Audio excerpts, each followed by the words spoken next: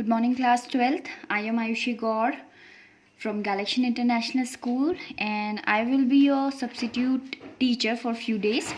So before starting your today's topic, that is Rawls law, we should know few terms. Okay, जो कि हम इस Rawls law में क्या करेंगे, इसको यूज़ करेंगे. तो इसमें सबसे पहली चीज़ जो बहुत ज़्यादा इंपॉर्टेंट है वो आता है आपका वेपर प्रेशर. तो बेटा वेपर प्रेशर क्या होता है? Pressure exerted by vapour of liquid.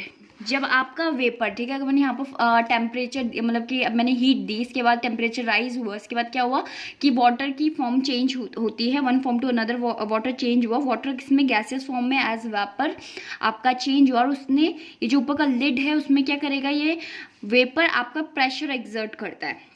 तो इस प्रेशर को जो कि किसने एक्सर्ट किया है, वेपर ने एक्सर्ट किया है, उसको हम क्या बोलेंगे, वेपर प्रेशर बोलेंगे.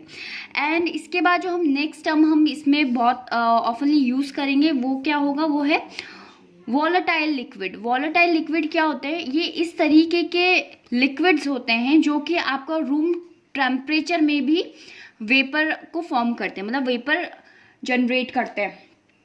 इसके बाद अब हम लोग ये देखेंगे कि जो फैक्टर्स हैं, किन किन फैक्टर्स से आपका वेपर प्रेशर डिपेंड करता है. तो सबसे पहले आता है आपका इंटरमोलिकुलर फोर्स ऑफ अट्रैक्शन. तो जो आपका वेपर होता है, वेपर प्रेशर होता है, वो क्या होता है, आपका इन्वर्सली प्रोपोर्शन होता है फोर्स ऑफ अट्रैक्शन के. जिसका मतलब कि अगर आपका as force of attraction between molecules is less, अगर फोर्स ऑफ अट्रैक्शन आपका मॉलिक्यूल्स के बीच में क्या होगा, लेस होगा, तो large molecules of vapour form होंगे. इसका मतलब कि अगर फोर्स ऑफ अट्रैक्शन लेस है तो लार्ज मॉलिक्यूल्स बनेंगे वेपर के. ओके, और अगर force of attraction between molecules, और इसका अपोजिट भी ट्रू है, ठीक है, कि अगर लार्ज हुए मॉलिक्यूल्स, ठीक है, तो फोर्स ऑफ अट्रैक्शन क्या होगा आपका, मतलब कि as force of attraction between molecules is large है फोर्स ऑफ अट्रैक्शन, तो आपका जो वाटर वेपर जो फॉर्म्ड होगा वो क्या होगा, वो लेस होगा. ठीक है. देन इसके बाद नेक्स्ट आता है आपका टेम्परेचर. जब हम टेम्परेचर की बात करते हैं तो टेम्परेचर वाटर प्रेशर के क्या होता है, डायरेक्टली प्रोपोर्शनेट होता है. इसका मतलब कि अगर टेम्परेचर में इंक्रीज, दिस ये एरो, अपवर्ड एरो आपका इंक्रीज का सिंबल है, ठीक है. तो अगर टेम्परेचर इंक्रीज होगा, force of attraction between molecule क्या हो जाएगा, डिक्रीज हो जाएगा. और जब ये डिक्रीज हो जाएगा तो क्या होगा, आपका large number of vapour formed होंगे. इसका मतलब कि सिंपल, अगर जितना ज़्यादा आप हीट या टेम्परेचर देंगे किसी भी लिक्विड को, उतना ज़्यादा वेपर बनेगा. ठीक है. देन नेक्स्ट हमारा टॉपिक जो आता है वो है आपका vapour pressure of pure liquid. इसके बाद हम लोग इसमें, ये बहुत ज़्यादा इंपॉर्टेंट है, ठीक है, हम लोग इसको इसमें पढ़ेंगे कि वेपर प्रेशर ऑफ लिक्विड क्या होता है. ठीक है. तो vapour pressure of pure liquid. Pure liquid क्या होता है, जैसे कि मैं यहाँ पर आपको डायग्राम से शो कर रही हूँ कि जैसे कि मैंने एक लिक्विड लिया, एक सॉल्यूशन लिया, ठीक है, लेकिन ये क्या है, एक ही तरीके का है, मतलब कि जो इसमें लिक्विड है, जिस सॉल्यूशन से मैंने बनाया है वो एक वन काइंड ऑफ मैंने लिक्विड लिया है. तो इसमें कोई और मिक्सचर मैंने नहीं लिया है, प्योर लिक्विड आपका लिया है. तो प्योर लिक्विड मतलब कि pressure exerted bye vapour which is found by single type of liquid. ठीक है, सिंगल टाइप ऑफ लिक्विड यहाँ पर मैंने लिया गया है, एंड जब उस पर मैं हीट प्रोवाइड कर रही हूँ तो वेपर बन रहा है, तो उसको मैं क्या बोलूँगी, vapour pressure of pure liquid. ठीक है, जिसको हम डिनोट करेंगे किससे, P0A से. ओके, ये इसी टाइप से P0B किसका होगा, आपका pure liquid of solution B. जो नेक्स्ट चीज़ आपका इसमें बहुत डोमिनेंट हम लोग बहुत यूज़ करेंगे, ठीक है, वर्ड, वो होगा आपका पार्शियल प्रेशर ऑफ लिक्विड. तो पार्शियल प्रेशर ऑफ लिक्विड क्या होगा, इसके लिए भी हम एक डायग्राम लेंगे कि देखो आप, मैंने यहाँ पर 2 डिफरेंट कलर पेन्स यूज़ करे हैं ये दिखाने के लिए कि ये सॉल्यूशन में 2 टाइप्स के लिक्विड है. एक है आपका A लिक्विड एंड दूसरा है आपका B लिक्विड. ठीक है. तो जब मैंने इन दोनों का सॉल्यूशन बनाया आपका, तो कुछ मॉलिक्यूल्स A के होंगे, कुछ मॉलिक्यूल्स B के होंगे. ठीक है.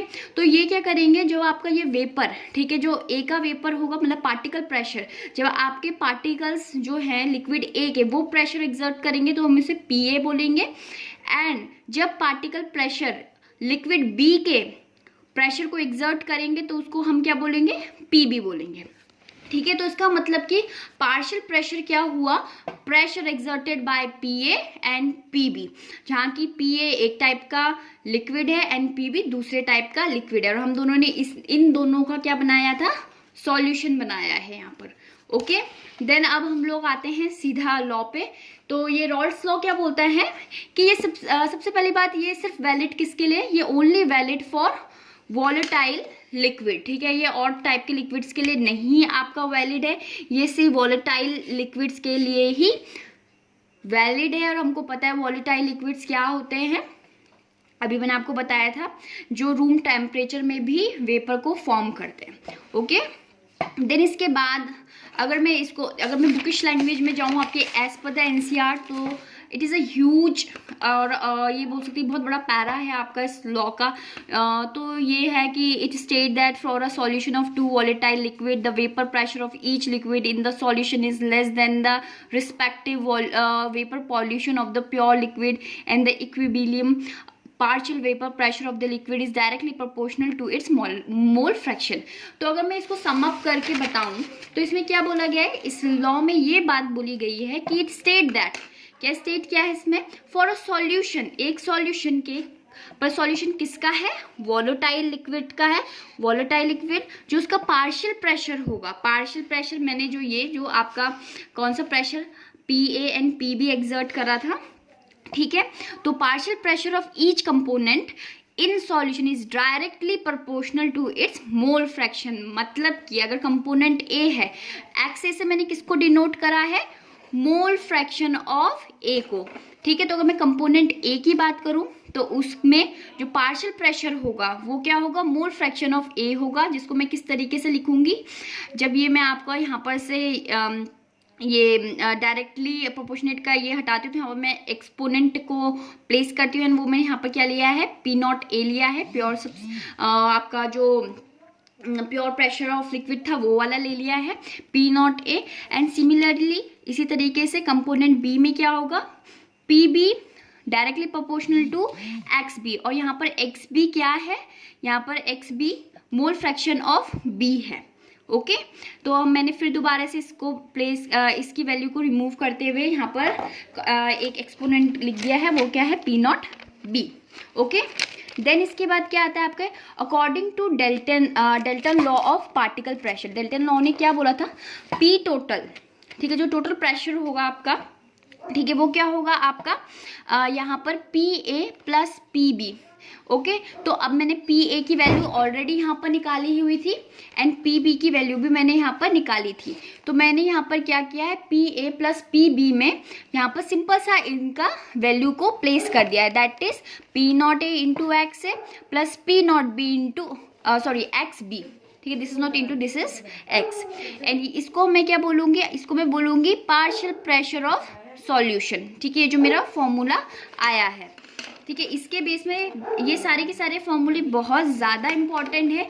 ये बहुत ज़्यादा इम्पॉर्टेंट क्यों है, क्योंकि इनके बेस पे हम न्यूमेरिकल सॉल्व करेंगे। अब मैं आती हूँ नेक्स्ट। तो मैक्सिमम टाइम हमसे क्या पूछा गया है, मतलब बोर्ड्स के एग्जाम्स में ये क्वेश्चन आता है, prove that P T, P total, ठीक है, is equals to P B naught plus P naught A minus P naught B X से। ठीक है, तो मेरे को ये क्या करना है, इसको प्रूफ करना है, ठीक है, मेरे को इस इक्वेशन को निकालना है। तो as we all know that, मैंने अभी पीछे बताया था, P A is equals to P naught A X से, P B is equals to P naught B X B. ठीक है, दैट इज ये कहाँ से डिराइव हुआ, ये मैंने यहाँ पर आपको पहले ही एक्सप्लेन किया हुआ है, ये किस तरीके से आया। तो वही वैल्यू हमने क्या कर दी, यहाँ पर लिख दी है। ठीक है, अब अकॉर्डिंग टू डेल्टन्स लॉ, ठीक है, अभी हमने डेल्टन का लॉ भी पढ़ा था, ठीक है, सेम मैंने वही वैल्यू प्लेस करी है, इन दोनों P A plus P B की जगह मैंने इन दोनों की वैल्यू जो ऊपर दी गई है वो यहाँ पर प्लेस कर दी है। अब नेक्स्ट क्या आता है, पी नॉट ए एक्स से प्लस, ठीक है, पी, देखो मैंने यहाँ पर पी नॉट बी तो लिखा है, बट एक्स बी के जगह मैंने यहाँ पर क्या लिख दिया है, 1 माइनस एक्स ए। अब ये 1 माइनस एक्स ए कहाँ से है, ये इस वाले लॉ से आया है, X A plus X B is equals to 1। Then मैं इसको यहाँ से एक्स ए को मूव कराऊंगी वहाँ पर, तो इसका क्या हो जाएगा सिंबल, चूंकि अब ये पॉजिटिव में था उधर जाके इज इक्वल्स टू के अपोजिट में जाकर ये क्या हो जाएगा नेगेटिव का हो जाएगा। तो मैंने एक्स बी की वैल्यू यहाँ पर क्या पुट करी है 1 माइनस एक्स ए। ठीक है, अब एक और रूल आपको पता है कि जब कोई भी चीज़ ब्रैकेट के बाहर होती है तो वो दोनों टर्म से क्या होती है, आपके दोनों न्यूमेरिकल वैल्यू से क्या होती है इनटू होती है। तो सिमिलरली नेक्स्ट स्टेप में हम लोगों ने वही फॉलो किया है, P naught A into X A plus P B. ठीक है, 1 से हमने इंटू करा तो पी नॉट बी आया माइनस, अब यहाँ पर मैं दोबारा से इससे इंटू करूंगी तो क्या आएगा पी नॉट बी एक्स ए की वैल्यू। ठीक है, एक्स ए। अब इतना हमारा हो गया है, लेकिन अब आपको पता है कि जब कोई भी चीज़ें रिपीट होती है तो हम उसको क्या कर लेते हैं कॉमन ले लेते हैं। तो मैंने यहाँ से पी नॉट बी को फ्रंट में लिख लिया है प्लस, क्योंकि किसका साइन था इसमें प्लस का साइन था।